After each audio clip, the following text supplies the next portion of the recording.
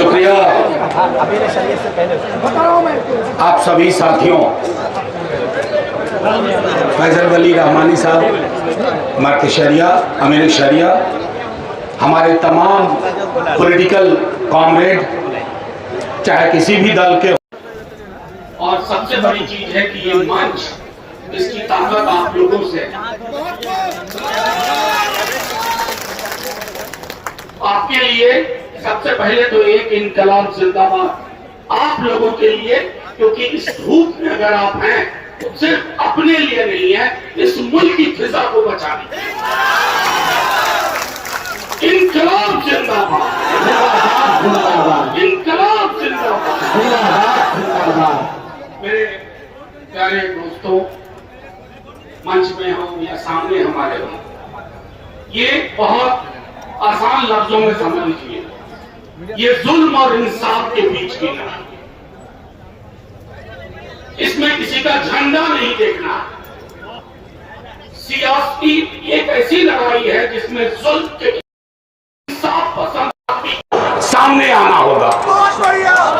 और ये मुसलमानों की लड़ाई सिर्फ नहीं है, ये लड़ाई हिंदुस्तान की पहचान को बचाने की है। मैं सीधी सी बात आपसे कहता हूं, मैंने सदन में कहा था मैं लंबी तकरीर में नहीं जाऊंगा। हमारे साथियों ने एक एक चीज पर अभी कोर्ट में भी जिरा होगी। एक बात साफ तौर पे कहता हूं, किशनगंज में हूं, पूर्णिया, कटिहार, अररिया के भी साथी हैं। इस देश का एक मिजाज रहा है, हम हिंदुओं को मुसलमानों की आदत है, मुसलमानों को हिंदुओं की आदत है, सिखों ईसाइयों को मुसलमानों और हिंदुओं की आदत है। मैं कल कहीं गया था और मैंने कहा कि कोई दिन ऐसा हो आप सुबह निकले, एक हिंदू ना दिखे, और कोई हिंदू घर से बाहर निकले और एक मुसलमान ना दिखे, आपका दिल बैठ जाएगा, आपको परेशानी होने लगेगी। साहब, ये मुल्क बीजेपी संघ वालों ने नहीं बनाया है, इसको आपने बनाया है, इसको आप अपने हिंदू भाई, सिख भाई, क्रिश्चियन भाई के साथ मिलकर बनाया। अरे जिनका तो बनाने में कोई योगदान नहीं, बन गए मुल्क में हिसाब लेने आ रहे हो। और एक बात बहुत आसान लफ्जों में कहूं, हिंदुस्तान एक करार का भी नाम है, कॉन्ट्रैक्ट। वो करार हिंदुस्तानों के मुसलमानों ने खास तौर पर गांधी, नेहरू और मौलाना आजाद के साथ किया। उस करार को मत तोड़ो। वो करार क्या है? वो करार है हमारी साझी पहचान। तुम इतने सालों बाद, 78 सालों बाद तकसीम जब हुआ, इस देश के मुसलमानों ने इस मिट्टी को नहीं छोड़ा। मैं बार बार कहता हूं, सदन में भी कहा, इस मिट्टी पे मुसलमानों, हिंदुओं, सिखों, ईसाइयों का कर्ज है, और इस मिट्टी का कर्ज है हिंदुओं, मुसलमानों, सिखों, ईसाइयों पर। हमारे अपने कर्ज हैं हमारी मिट्टी के साथ, तुम सूदखोर बनिए की तरह मत आओ। हम नहीं जानते हैं क्या कि लिमिटेशन एक्ट के माध्यम से आप अपने एक अजीज दोस्त का फायदा पहुंचाने जा रहे हैं। यतीम खाने पे बने एक घर को, यतीम खाने की जमीन पे बने एक घर को अपने दोस्त को कानूनी पेच से बचाना चाहते हो। मैं सिर्फ इतना आप लोगों से फिर के एक बार कहूंगा, इस देश का ये लड़ाई, हमारे कई साथी कह चुके हैं, ये लड़ाई एक दिन की नहीं है। ये हो सकता है हमारी ताकत देख करके, हमारा जोश देख करके ये कानून विड्रॉ कर लें, लेकिन अपना नजरिया विड्रॉ नहीं कर पाएंगे। इनके नजरिए में नफरत है, इनके नजरिए में नफरत है। ये नफरत की सियासत करते हैं, लेकिन नफरत की सियासत के खरीदार अब कम होते जा रहे हैं। 35% आपको वोट मिलता है, 65% नहीं मिलता है। और वो 65, वो जो 35 है, उसका एक बड़ा हिस्सा आने को तैयार है। क्या हम नहीं जानते हैं? आपके पास बेरोजगारी पर कोई जवाब नहीं था, भुखमरी पे कोई जवाब नहीं है, आपके पास आय की असमानता का कोई जवाब नहीं है। अमीर इतना अमीर क्यों होता जा रहा है और गरीब दिन ब दिन गरीब क्यों होता जा रहा है, इसका जवाब नहीं है। तो जवाब कहां ढूंढा जाए? एक ऐसा कानून लाओ जिसमें उलझा दो। मैं यकीन के साथ कहता हूं, इनकी कोशिश थी कि ये हिंदू मुसलमान हो जाएगा, तारीफ की जाए इस मुल्क की मिट्टी की, इसने इसे हिंदू मुसलमान नहीं होने दिया और कभी नहीं होने देंगे, कभी नहीं होने देंगे। हमारे कई साथियों ने कहा सदन में जो वोट है, दोनों सदनों में मुसलमानों के साथ हिंदू, सिख, ईसाई कांधे से कांधा मिला करके, क्योंकि हम हकीकत जानते हैं। हकीकत यह है कि एक सरकार जो हर मोर्चे पे फेल कर रही है, वो सरकार, जैसे अपने यहां एक कहावत है, मैं सहरसा का हूं तो पास का हूं, तो कहते हैं कि जिस खानदान का बेटा आवारा निकल जाए वो पुरखों की जमीन बेचता है, शराब पीता है, पुरखों की जमीन बेचता है, इनके पास करने को कुछ नहीं है। तो जो हमारे पुरखों की जायदाद है, तुम उसको बेचने का पेच लेके आ रहे थे और इसको लोगों ने समझ लिया।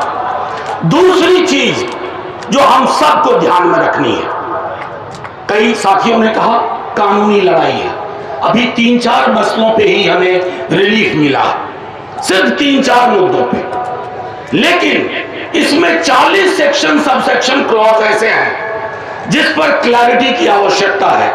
सरकार के पास पार्लियामेंट के अंदर कोई जवाब नहीं था।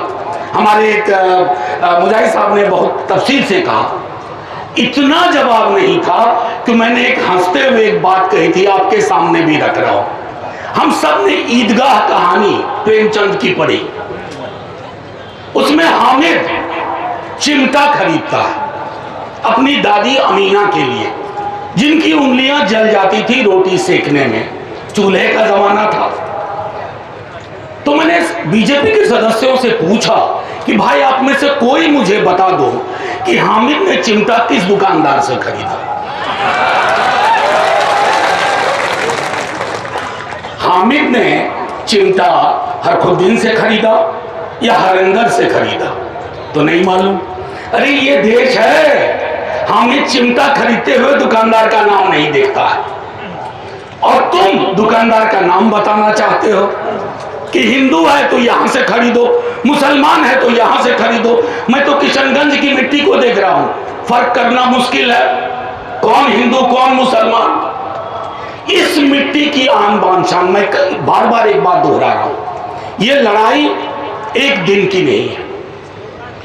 मैं सियासी तकरीर नहीं करना चाहता, मैं ये नहीं कहना चाहता कि हमने ये पहले किया, हमने ये बाद में किया, कोई नहीं। जब तूफान आता है ना तो पसमानदा गैर पसमानदा नहीं देखता है। ये तूफान का वक्त है, वो पॉलिटिकल पार्टी का झंडा नहीं देखेगा। तूफान के वक्त में एक ही रास्ता है, हाथ पकड़ो हाथ मिलाओ, हाथ पकड़ो हाथ मिलाओ और फिर लड़ाई को आगे ले चलेंगे। मैं एक बात जरूर कहूंगा, आप सबको पता भी होगा, फिर भी दोहरा देता हूं एक आखिरी चीज, ज्यादा वक्त न लेते हुए कहूंगा कि जिस दिन यह बिल लोकसभा में था उसी रात लालू जी हॉस्पिटल में एडमिट हो। मैं आपको बता नहीं सकता, जो व्यक्ति बहुत कमजोर थे उस वक्त, हर मिनट ये देख रहे थे कि कौन बोल रहा है, सरकार क्या कह रही है, और वही हाल नेता प्रतिपक्ष तेजस्वी जी का था। हम हार गए, उतना वोट, हमारी 85 की स्ट्रेंथ थी राज्यसभा में, हमें 98 वोट आए, 98 जो राज्यसभा के हिसाब से बहुत बड़ा नंबर है। वो नंबर हिंदुस्तानियों को बचाने का नंबर है, वो हिंदुस्तानियत को बचाने का नंबर है। उस नंबर में हाथ मिले हुए हैं सबके, उसको तुम बीच में तोड़ने की कोशिश मत करो।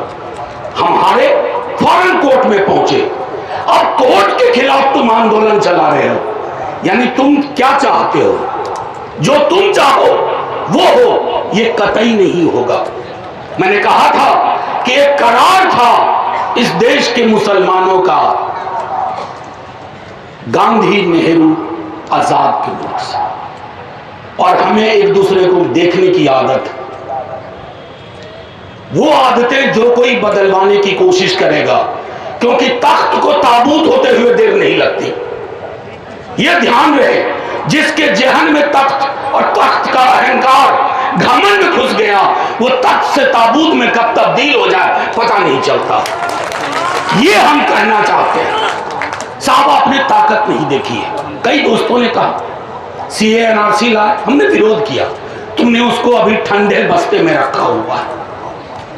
असल में आपने ये सोचा था कि मुसलमानों को टारगेट करो तो बाकी की 80-85% आबादी परमानेंट जेब में आ जाएगी। भाई, झगड़े हमारे देश में पहले भी हुआ करते थे, मैं इससे नहीं कहूंगा, झगड़े होते थे, लेकिन सुलह हमारा डिफॉल्ट टेम्पलेट था। बैठ के बात करके सुलह करने की हमारी आदत थी। हमारी आदतें बदलने की कोशिश मत करो।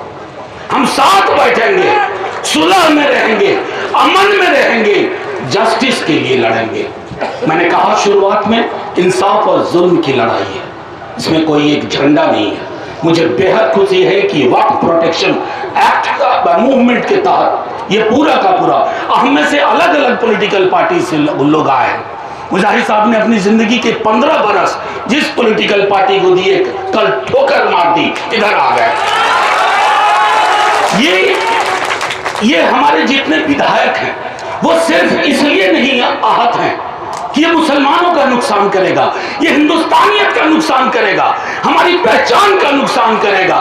तुम हमारी जमीन जायदाद को औने पौने दाम में छीन करके हमें हाशिए पे धकेलना चाहते हो, ये नहीं होगा।